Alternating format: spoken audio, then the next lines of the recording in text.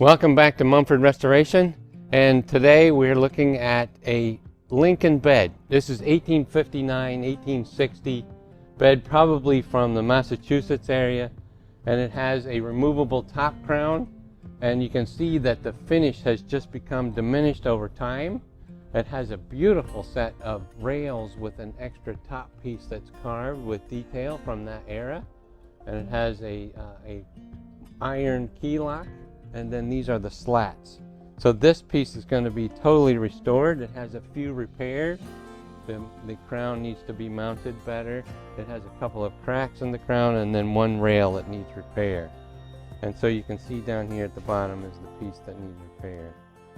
So we are, and here is the footboard in the back.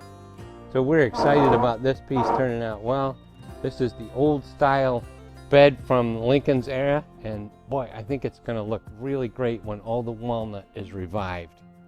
Thanks for watching. Visit our YouTube channel or come to our site, mumfordrestoration.com. Thank you.